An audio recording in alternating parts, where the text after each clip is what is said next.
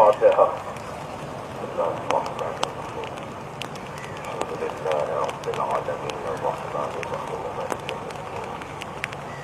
إياك نعبد وإياك نستعين اهدنا الصراط المستقيم صراط الذين أنعمت عليهم غير المغضوب عليهم ولا الضالين. صل على محمد. أعوذ بالله من الشيطان الرجيم. بسم الله الرحمن الرحيم.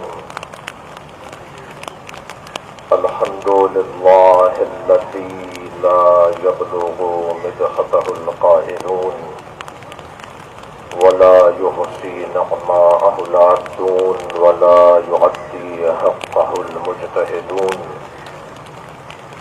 الذي ليس لصفته حد محدود ولا نعت موجود ولا وقت معدود ولا أجل ممدود،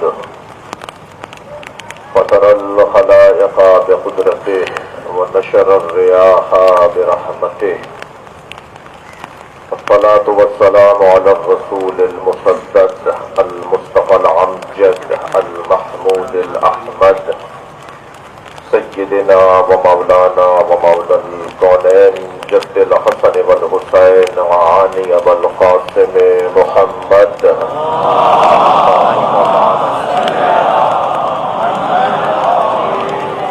وآله الطيبين الطاهرين المعصومين الذين قال الله إنما يريد الله ليذهب عنكم الرجس أهل البيت ويطهركم تطهيرا.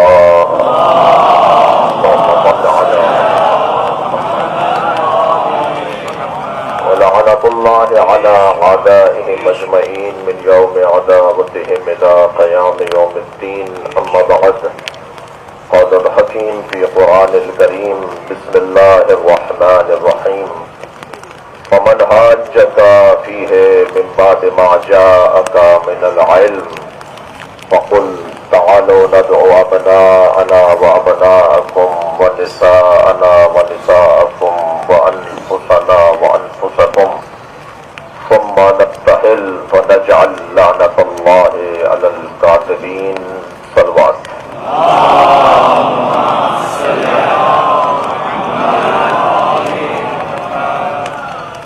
التماس ہے ایک سورہ فاتحہ، 3 مرتبہ سورہ اخلاص.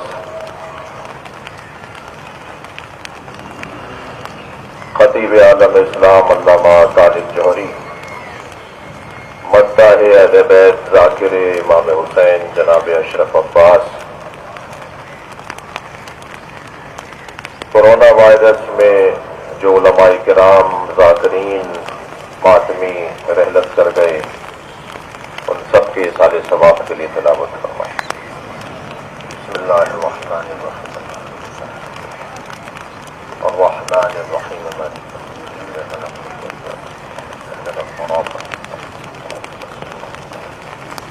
غیر المغضوب علیہم ولا الضالین. بسم اللہ الرحمن الرحیم. قل اللہ احد بسم اللہ الرحمن الرحیم. قل اللہ احد لم يلد ولم يولد ولم يكن له كفوا احد. اللهم صل على محمد وآل محمد. صلوات دیا کریں گے محمد وآل محمد.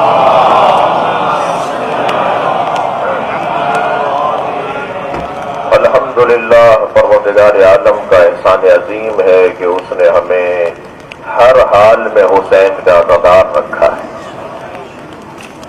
زمانہ، حالات، مسائل، مشکلات، پریشانیاں یہ تشیع کی لغت میں موجود ہی نہیں ہے. ہم اپنی لغت میں ان مفاہیم کو جگہ نہیں دیتے. دنیا کیسے دنیا کو دیکھتی ہے، ہم جیسے دیکھتے ہیں یہاں آ کے دیکھا جائے. کسی دور، کسی لمحے امام حسین کے ذکر سے،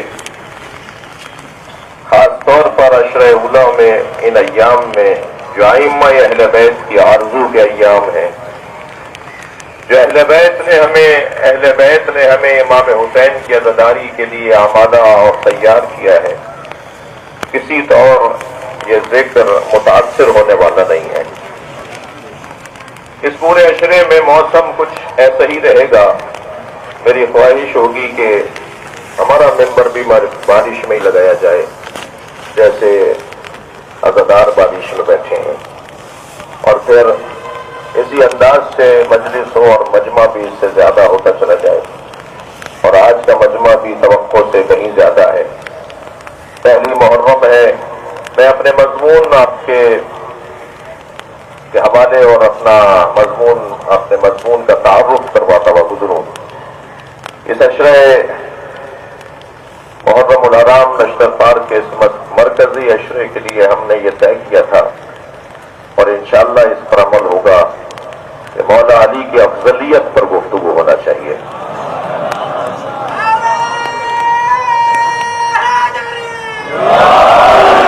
یہ سال جہاں اس ملک کے اندر نئے مسائل کو اور عالمی سطح پر نئے مسائل کو لے کر آیا, وہاں یہ سال اس ملک میں نئی بحثوں کو بھی ہمیں سناتا رہا. اور ہم نے مختلف سوشل میڈیا کے ذریعے, مختلف رسانوں کے ذریعے اہل بیت سے دشمنی اور ناسبیت کا ہم نے ایک نیا رنگ دیکھا ہے. ہم سمجھتے تھے کہ امام احمد رضا خان بریلوی کے ماننے والے ناسبی نہیں ہوتے, مگر ہمیں سمجھ میں آ رہا ہے کہ ناسبیت نے کہاں تک جڑیں پکڑی ہیں.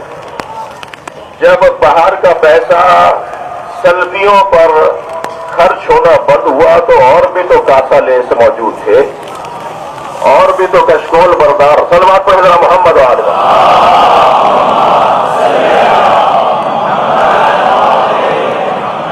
لہذا ہمیں نئے کاسا بردار لوگ پاکستان میں نظر آئے, اور انہوں نے مختلف عناوین سے اہل بیت کی شان میں بے ادبی اور کوتاہی, اور آپ ایک لفظ اپنے ہاں استعمال کرتے ہیں, اسے اپنے ہاں ذرا کم کرتے ہیں. ہمارے ہاں اس کا استعمال اتنا زیادہ نہیں ہے, اگرچہ ہے ہلکا پھلکا.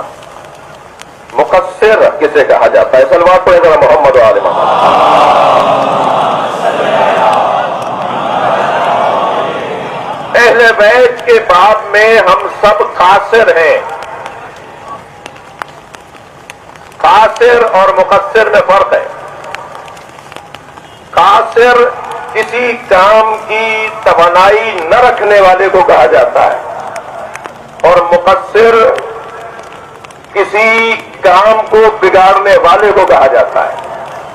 میں اپنے الفاظ میں عرض کر رہا ہوں, ہم سب اہل بیت کے باب میں قاصر ہیں, مقصر نہیں ہے. اور اگر ہمارے درمیان کوئی مقصر نظر آ رہا ہے تو ذرا تلاش کیجئے گا کہ کہیں مدینہ یونیورسٹی کے پیسے تو نہیں آ رہے, اور کہیں اور سے کوئی ان کو تجزیہ تو نہیں کیا جا رہا. لیکن مجموعی طور پر شیعہ قوم میں آپ کو مقصر نہیں ملیں گے. قاصر تو ہم سب ہیں, ہم سب عاجز ہیں.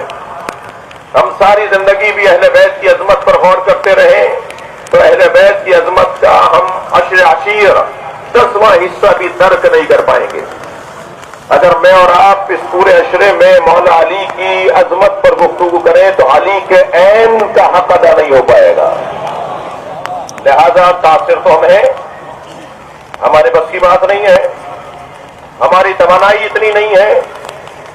جب سرکار نے یہ فرما دیا یا علی اللہ کو تمہارے اور میرے علاوہ کوئی نہیں جانتا, اور مجھے تمہارے اور اللہ کے علاوہ کوئی نہیں جانتا, اور تمہیں میرے اور اللہ کے علاوہ کوئی نہیں جانتا, تو پھر میں اور آپ تو ایسے ہی ہیں جیسے سمندر کے کنارے کھڑے ہو کر سمندر کی تعریف کر رہے ہو. ہمیں کیا پتا کہ اس کی گہرائی کتنی ہے, اس کی وسعت کتنی ہے. صلوات پڑھیں محمد و آل محمد.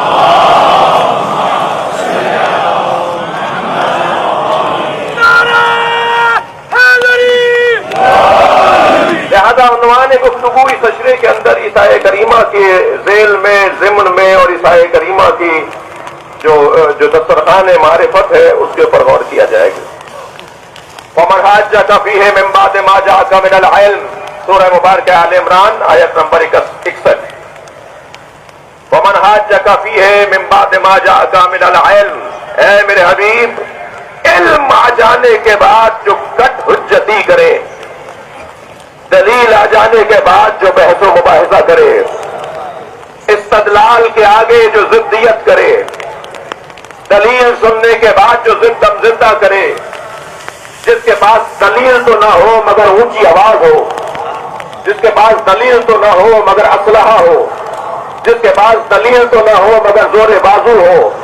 میرا سوال ہے آج کے اس مرکزی مجلس اعضاء سے اور آپ کے توسل سے کراچی کی خاص طور پر انتظامیہ جو حفاظتی انتظامیہ ہے ان سے، آج پھر پہلی محرم کو جس سے کوئی تعلق حضرت عمر کا نہیں ہے، پھر نمائش چورنگی سے ریلی نکالی گئی، اور ریلی نکالنے پر تو ہمیں کوئی اعتراض ہی نہیں ہے، یہ تو تم نے ہم سے سیکھا ہے. بحث یہ نہیں ہے کہ ریلی نہیں نکلنی چاہیے. کیوں نہیں نکلنی چاہیے؟ جب شیعہ نکال سکتے ہیں تو کوئی اور بھی نکال سکتا ہے. یہ پاکستان ہے، یہاں شہریوں کو ان کو شہری حقوق حاصل ہیں. بحث ریلی کے نکالنے پر نہیں ہے، بحث یہ ہے کہ کس نے آغاز کیا ہے فرقواریت کا. آج تکفیری نعرے لگائے گئے، آج کافر کافر کے نعرے لگائے گئے، اور آج وہاں لگی ہوئی سبیل اسے متاثر کرنے کی کوشش کی گئی. میں صرف اتنا کہتا ہوا آگے بڑھوں گا کہ جن کے پاس دلیل نہیں ہوتی ان کے پاس گالیاں ہوتی ہیں. اگر تمہارے پاس ہمت ہے تو آ کر بات کرو، ویسے ہی تمہارے دن گنے جا چکے ہیں.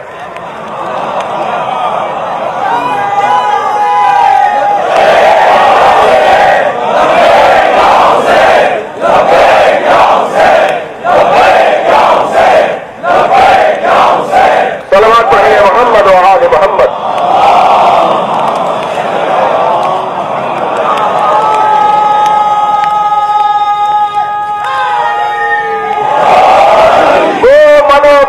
میں دبا پڑا ہے کہ جو جلوسوں کو بند کرنے کی آرزو رکھتا تھا. یہ تکفیری جماعت کے سربراہ جو جنہوں نے بنیادیں ڈالی تھیں اس ملک میں تکفیریت کی، من و مٹی کے نیچے مختلف شہروں میں کیڑے انہیں کھا رہے ہیں. مگر ہم تو آج بھی چوک پر مجلس کر رہے ہیں. یہ مجلس اعضاء کسی کی دلاداری کے لیے نہیں ہے. اسی مجلس میں اسی حالت میں اہل سنت بھائی میرے بیٹھے ہوئے ہیں، اور مجھ تو یہ اعزاز حاصل ہے کہ مجھے برابر کی تعداد سنی بھائیوں کی سنتی ہے. اور میں بارہا خود بھی کہہ چکا ہوں کہ میں شہنشاہ حسین نقوی سنی ہوں. ہو نہیں سکتا کوئی شیعہ ہو اور وہ سنی نہ ہو. یہ بحث شناخت کے لیے ضرور ہے، علمی مباحث کے لیے ضرور ہے، یہ کوئی لڑنے بھڑنے کے لیے بحث نہیں ہے. ہم اس ملک کے اندر ہر گلی کے اندر، ہر کوچے میں، ہر محلے میں، ہر ادارے میں، ہر آفس میں، ہر اسکول میں، ہر کالج میں، ہر یونیورسٹی میں ساتھ ہیں. کوئی ایک ادارہ بتائیے کہ جہاں ہم ساتھ نہ ہوتے ہوں. اگر کہیں زیادہ اور کہیں کم ہو لیکن ہم سب ساتھ رہتے ہیں، اور یہی حسن ہے پاکستان کا. یہاں رشتہ داریاں ہیں، تعلقات ہیں، واسطے ہیں، دوستیاں ہیں. ہم یہاں سنی شیعہ کا مسئلہ پہلے بھی نہیں تھا. ابھی پچھلے دنوں ایک ریاستی سربراہ سے ملاقات کی، میں نے ان سے کہا کہ پاکستان میں تو شیعہ سنی کا مسئلہ ہی نہیں ہے. کسی شیعہ نے سنی کی مسجد پر حملہ نہیں کیا، کسی سنی نے شیعوں کی مسجدوں پر حملہ نہیں کیا. یہ کچھ سیاسی مسئلہ تھا، یہ کہیں سے پیسہ مل رہا تھا، اور جب پیسہ آنا بند ہوگا تو یہ بھی کہیں گم ہو جائیں گے. ہم تو نہ کل پیسے کی بنیاد پر مجلس کرتے تھے، نہ ہم کل پیسے کی بنیاد پر عزاداری کرتے تھے. مرمرے بانٹنے والے لوگ، بتاشے تقسیم کرنے والے لوگ، نختیوں پر مجلس مکمل کر دینے والے لوگ، فرش پر بیٹھ کر حسین کا ذکر کرنے کی عادت رکھنے والے لوگ، ہم تو ان کے ماننے والے ہیں جو زمانے کو مڑ کر نہیں دیکھتے ہیں، موڑ کر دیکھتے ہیں.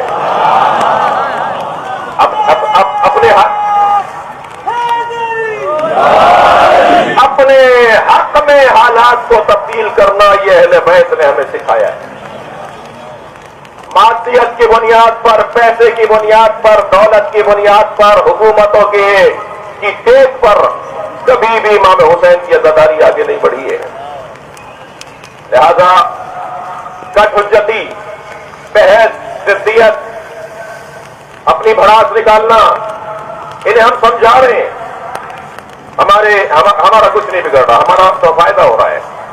انہوں نے بہت اپنا نقصان کیا ہے، مزید ہمارا نقصان نہیں کریں گے، اپنا ہی نقصان کریں گے. میں پچھلے دنوں ایک سوشل میڈیا پر ایک مفتی صاحب کا کلپ دیکھ رہا تھا، وہ فرما رہے تھے کہ پاکستان میں سن 82 میں اور سن 80 کے اندر جو تکفیری جماعت بنی جس نے پورے پاکستان کے شیعوں کو تکلیف دی اور انہیں مارا، اس سے شیعوں کو نقصان نہیں ہوا بلکہ خود ہمارے بھائیوں کو نقصان ہوا. وہ اپنے مجمع سے کہہ رہے تھے. اب سے 40 سال پہلے آسٹریلیا میں امام بارگاہ نہیں تھے، امریکہ میں 50 سال پہلے امام بارگاہ نہیں تھے، 40 سال پہلے کینیڈا میں امام بارگاہ نہیں تھے. تم نے یہاں اتنا ہمیں مارا کہ ہم پوری دنیا میں پھیل گئے، اور اب امام حسین کا ذکر کون سا ملک ہے جہاں نہیں ہو رہا. تو ہمیں سمجھنے کے لیے تو بہت زیادہ توجہ کی ضرورت ہے. تو میں مذمت کروں گا اور شہری حفاظتی انتظامیہ کے لیے ایک سوال چھوڑ رہا ہوں کہ انہوں نے آپ کو غفلت میں رکھا یا آپ نے انہیں اجازت دی تھی؟ یہ دونوں سوال آپ کے ذہن میں رہے. پھر بات آ گئی ہے تو آغاز میں ہی 2 مطالبات اور 2 احتجاج اور 2 درد اور بیان کر دو.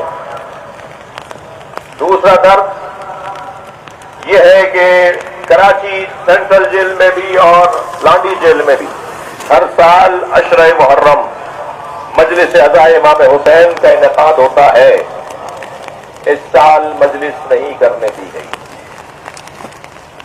آج پہلی محرم ہمارے خطیب حضرت مولانا باقر رضا صاحب کو واپس کر دیا گیا.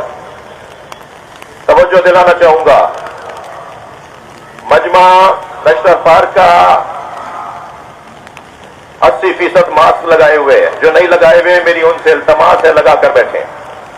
ہم قانون کے پابند لوگ ہیں، ہم کسی طور بھی عالمی قاعدے قوانین کے خلاف نہیں جائیں گے.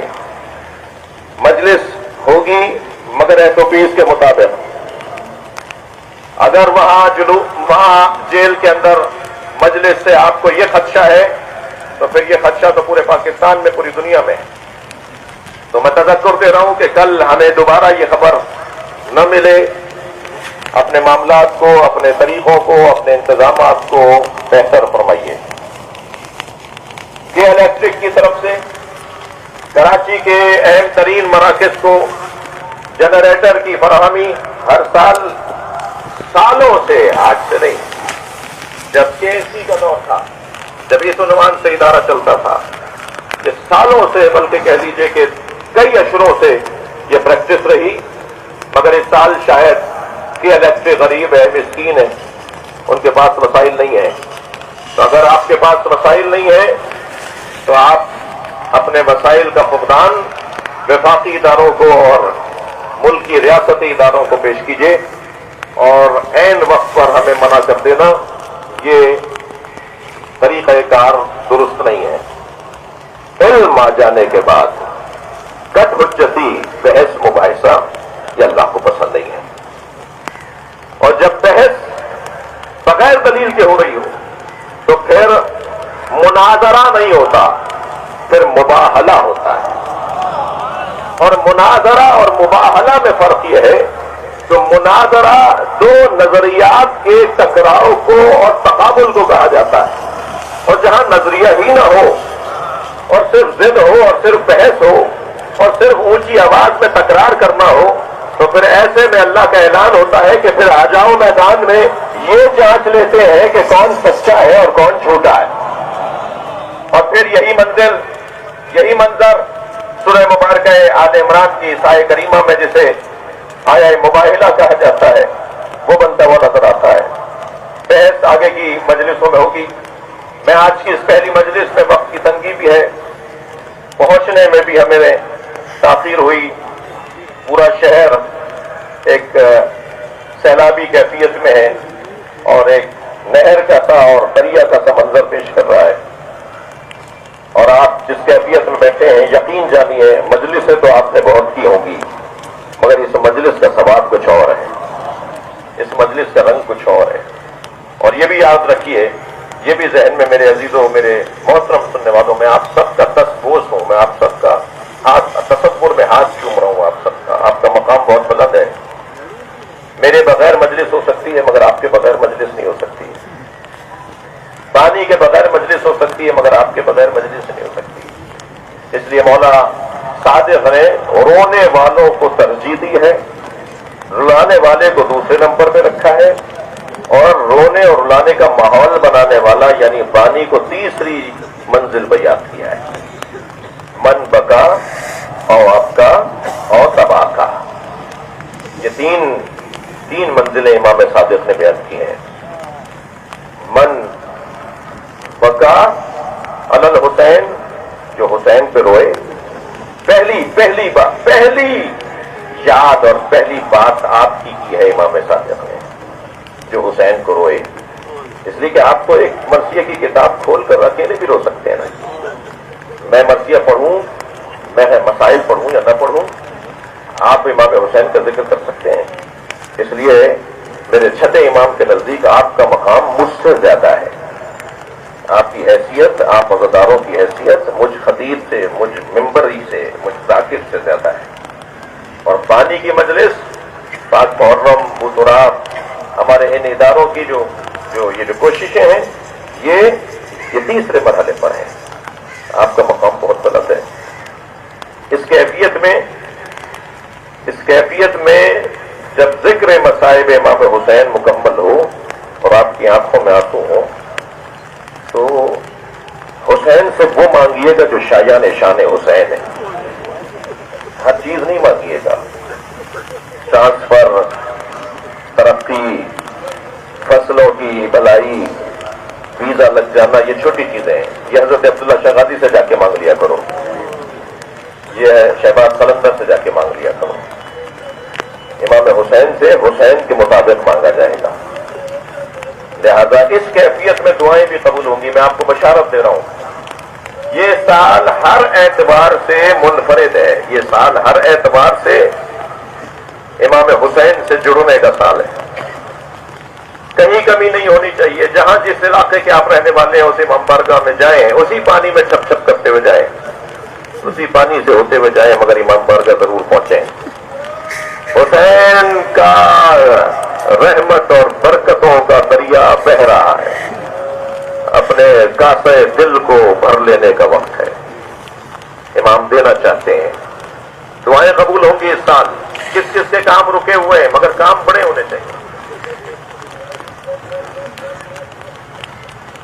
وقت کی تنگی ہے، ہم امام حسین کا ذکر عین قرآن کے مطابق، ہمارا کوئی عمل قرآن سے ہٹ کر نہیں ہے۔ چند آیات کی تلاوت کروں گا۔ پروردگار عالم نے ہمیں حسین کا ذکر کرنے کا قرآن میں حکم دیا ہے۔ ذکرہم بایام اللہ، اللہ کے ایام کو بار بار دہراؤ۔ ذکر یعنی یاد، ذکر یعنی گفتگو، تصور۔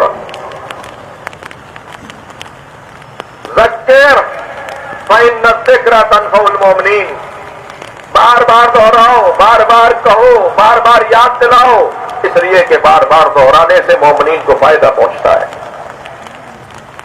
ذکرہم بایام اللہ، اللہ کے ایام کو یاد کرو۔ میرے معصوم امام سے پوچھا، مولا کون سے ایام ہیں جو اللہ کے ایام ہیں، کون سے ایام کو بار بار دہرائے؟ فرمایا یوم القیامہ، ہمیشہ قیامت کو یاد رکھو، اپنی مجلسوں میں، اپنی ملاقاتوں میں قیامت کا ذکر کرو۔ فرمایا یوم الکرہ، رجعت کے ایام کو یاد کرو۔ یوم الکرہ، پلٹنے کے ایام، اسی دنیا میں دوبارہ زندہ کیے جانے کے دن کو یاد کرو۔ یوم الکرہ، یوم الرجعہ بھی آیا ہے حدیث میں، اور یوم الکرہ بھی آیا ہے۔ کرہ وہ تکرار سے ہے، دوبارہ زندہ ہوں گے، ایک مرتبہ زندہ تھے، مر گئے، دوبارہ زندہ ہوں گے، تفصیل کسی اور جگہ پر۔ یوم الکرہ، اور تیسرا یوم العاشور، حسین کے دن کو یاد کرو۔ آدم، نوح، ابراہیم، موسیٰ علیہ السلام، ہر ایک کو اللہ نے حسین کا دن یاد کروایا ہے۔ کوئی نبی ایسا نہیں گزرا عزیزوں جس نے امام حسین کو یاد نہ کیا ہو۔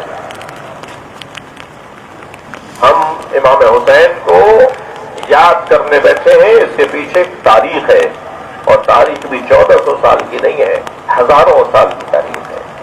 یہ واحد قربانی ہے تاریخ بشریت میں جس کے رونما ہونے سے پہلے اسے یاد کیا جاتا رہا، جس کے رونما ہونے کے بعد اسے یاد کیا جاتا رہے گا. ابھی واقعہ گزرا نہیں تھا کہ حسین کے عاشور انبیاء کرام کو پڑھایا سمجھایا جاتا تھا. ارشاد ہو رہا ہے وَمَن يُعَظِّمْ شَعَائِرَ اللَّهِ فَإِنَّهَا مِن تَقْوَى الْقُلُوبِ. جو اللہ کی نشانیوں کی تعظیم کرتے ہیں وہی اہل تقویٰ ہیں. اللہ کی نشانیاں کیا ہے؟ کیوں آپ نے مینار پاکستان کو باقی رکھا ہوا ہے؟ تاکہ قرارداد پاکستان یاد رہے. کیوں آپ نے ہندوستان والوں نے تاج محل کو زندہ رکھا ہوا ہے؟ تاکہ کسی ایک محبت کی داستان کو یاد کرتے رہیں. کیوں آپ یوم التکبیر مناتے ہیں؟ تاکہ آپ ایٹمی صلاحیت کو یاد کرتے رہیں. کیوں آپ یوم دفاع مناتے ہیں؟ تاکہ پاکستان کے دفاع کی توانائی اور یاد تازہ رہے. کیوں آپ یوم آزادی مناتے ہیں؟ تاکہ آپ پلٹ جائیں 1947 کی طرف.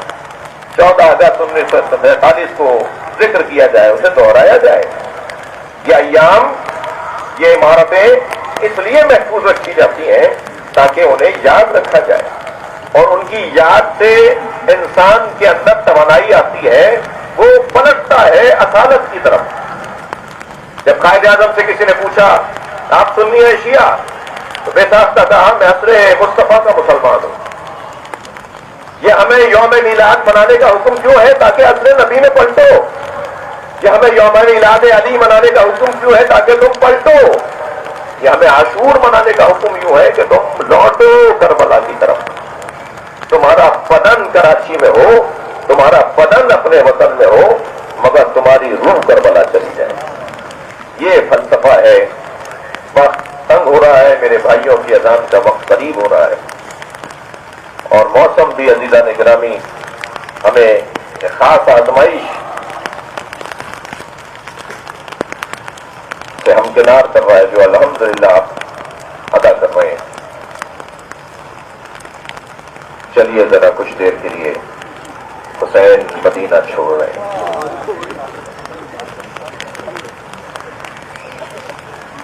اللہ کسی کو وطن نہ چھڑائے، اور وطن بھی ایسے چھوڑ رہے ہیں جیسے کوئی کم سن بچہ اپنی ماں کی آغوش سے لپٹ جائے. ایسے میرے مولا حسین قبر بطول سے لپٹے ہوئے ہیں. ایسے میرے مولا قبر مصطفیٰ سے لپٹے ہوئے ہیں، اور قبر نبی سے مخاطب ہو کر کہتے ہیں نانا مدینہ رہنے کی جگہ نہیں رہا. قبر رسول سے آواز آئی میرے حسین مدینہ چھوڑ دو، میں تمہارے ساتھ ہوں. میرے مولا نے جناب زینب کے گھر کا رخ کیا. دروازے پر کنیز نے حسین کو کھڑا دیکھا، ہاتھ پیر پھول گئے، دوڑتی ہوئی گئی اے بی بی حسین آئے. کس اجلت میں جناب زینب آئی ہوگی. ایک مرتبہ آگے بڑھ کر کہا بھائی مجھے حکم کیا ہوتا میں حاضر ہو جاتی. فرمایا زینب اب مدینہ رہنے کی جگہ نہیں ہے. زینب اب ہمیں مدینہ چھوڑنا ہے. میں کل وطن چھوڑ کر اپنے عہد طفلی کو مکمل کرنے اور وفا کرنے کو جا رہا ہوں. اور زینب تمہارا بھی تو کچھ وعدہ ہے. ضمن عبد جناب عبداللہ سے جب شادی ہوئی تھی نا تو مولا علی نے، آپ بھی جب نکاح نامہ پڑھ رہے ہوتے ہیں تو وہاں لکھا ہوتا ہے کچھ خاص شرائط ہے. مولا علی نے جناب زینب کی نکاح کے اندر ایک شرط لگائی تھی جب حسین مدینہ چھوڑے. اجرکم اللہ، آپ کی آوازیں بلند ہو رہی ہیں، اللہ آپ کو اجر و ثواب عطا فرمائے. تو اے عبداللہ تم زینب کو حسین کے ساتھ جانے سے روکو گے نہیں. اور یہی ہوا جناب زینب اپنے بھائی کے ساتھ تیار ہے. اب مدینے سے قافلہ روانہ ہونے کو ہے، محملیں تیار ہے، بیویاں سوار ہو رہی ہیں. یوں تو ہر بیوی کو، ہر بیوی کے جوان نے، بیٹے نے سوار کروایا، عظمت زینب کبریٰ پر. جہاں زینب بیت الشرف سے باہر آئی وہاں سے حسین آگے بڑھے, وہاں سے عباس, وہاں سے علی اکبر. ایک مرتبہ تمام بنی ہاشم کے جوانوں نے زینب کبریٰ کو سوار کیا. منظر بڑا کربناک تھا.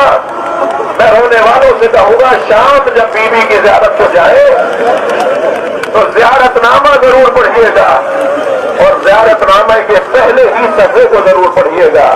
اس میں ایک جملہ لکھا ہے, سلام ہو زینب کبریٰ آپ پر, کہ جب آپ 11 محرم کو بے کجابہ اونٹ پر بٹھائی جا رہی تھی تو میری بیوی نے شہر کی طرف رخ کر کے کہا تھا, عباس تم نے مدینے میں زینب کو سوار کیا تھا, اب کوئی نہیں ہے کربلا میں جو زینب کو سوار کروائے.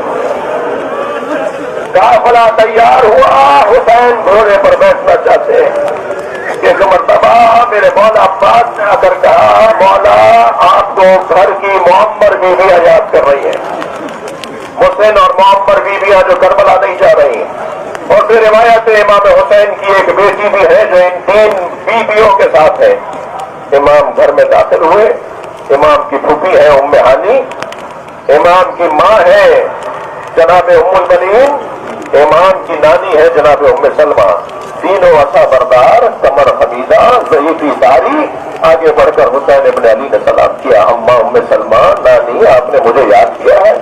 فرمایا یہ شیشی تمہارے نانا نے مجھے دی تھی, اس میں خاک ہے, اور کہا تھا یہ کربلا کی خاک ہے, جب یہ تازہ خون میں تبدیل ہو جائے تو سمجھنا میرا حسین مارا گیا ہے. حسین مجھے لگتا ہے یہ وہی سفر ہے جس میں تم مارے جاؤ گے. میرے مولا نے ایک مرتبہ اپنی گردن کو جھکاتے ہوئے فرمایا, ہاں نانی یہ وہی سفر. آپ رو رہے, ایک جملہ جن کی آنکھوں میں آنسو نہیں آئے, ایک جملہ ان کے لیے کہہ رہا ہوں. جب امام حسین نے یہ کہا نا, ہاں نانی یہ وہی سفر ہے جس کے لیے مجھے طے کیا ہے کہ میں شہید ہو جاؤں گا, تو جناب ام سلمہ 2 قدم آگے آئی اور آہستہ سے کہنے لگی, زینب کو چھوڑ جاؤ. ایک مرتبہ امام حسین کی آنکھوں میں آنسو آ گئے, اماں زینب کے بغیر کربلا کیسے مکمل ہوگی. جناب ام ہانی کی طرف دیکھا, اماں کو بھی, اماں آپ نے مجھے بلایا. فرمایا, ہاں حسین, ہمارے گھر ہماری حویلی کا پرانا دستور ہے کہ جب ہمارے یہاں کوئی بڑی مصیبت آنے والی ہوتی ہے تو ہمارے گھر کی جناتنیاں رونا شروع کر دیتی ہیں. حسین کل رات سے رونے کی آوازیں آ رہی ہیں. فرمایا, اماں یہ جناتنیاں مجھ پر لوہا پڑ رہی ہیں. حضرت ام البنین کو بڑھ کر سلام کیا, اماں آپ نے یاد کیا؟ سنیں گے عزیزانو, سنیں گے. ایک مرتبہ بی بی ام البنین نے فرمایا, اے شہزادے تمہارے بابا علی نے مجھ سے عقد اس لیے کیا تھا اللہ مجھے شجاع بیٹا عطا کرے, اور اللہ نے مجھے عباس جیسا بیٹا عطا کیا, مگر مجھے یہ گمان ہے کہ کہیں عباس وفاداری میں کوتاہی نہ کر جائے. کچھ عقب میں حضرت عباس کھڑے تھے, مولا نے مڑ کر دیکھا کہ عباس قریب آؤ, اپنی ماں کو وفاداری کا احساس دلاؤ. آگے بڑھ کر مولا عباس نے ماں کے ہاتھوں کا بوسہ لیا. اماں اگر 70 مرتبہ مارا گیا اور زندہ کیا گیا تب بھی حسین ابن علی کو چھوڑ کر نہیں جاؤں گا. حسین نے قافلہ روانہ کیا. ابھی شہر سے کچھ باہر گئے تھے, تھکیں گے نہیں عزیزانو, رونے کے ایام شروع ہو گئے ہیں. ابھی شہر سے کچھ باہر قافلہ گیا تھا کہ ایک مرتبہ مولا عباس پھر امام حسین کی خدمت میں آئے, مولا ہمارے قافلے کے پیچھے ایک مختصر سا قافلہ چل رہا ہے. فرمایا, عباس کس کا قافلہ ہے؟ کہ مولا صحابی پیغمبر ہے حضرت عبداللہ ابن عروہ غفاری. مولا حسین نے جیسے نانا کے صحابی کا نام سنا فوراً زلزلہ سے کہا, مجھے نانا کے صحابی تک پہنچا. اب جا کے امام حسین نے جو دیکھا, ہاتھوں میں راشا ہے, کمر حمیدہ ہے, ضعیفی داری ہے, گھوڑے پر بیٹھنے میں دقت ہے, مگر وہ گھوڑے پر بیٹھے ہیں اپنے ایک غلام اور ایک بیٹے کے ساتھ. 3 سواریاں ہیں, ایک سواری پہ کچھ سامان لگا ہوا ہے. امام نے آگے بڑھ کر, جب امام آگے بڑھے تو وہ گھوڑے سے اتر گئے.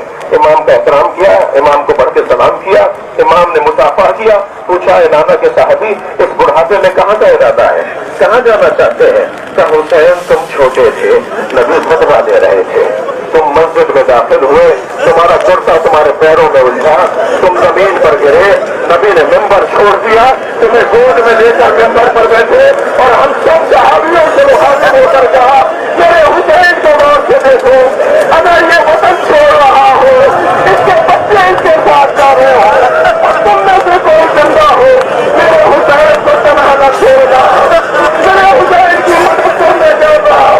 اے حسین میں بوڑھا ضرور ہوں مگر مجھے نبی کی وصیت پر عمل کرنا ہے.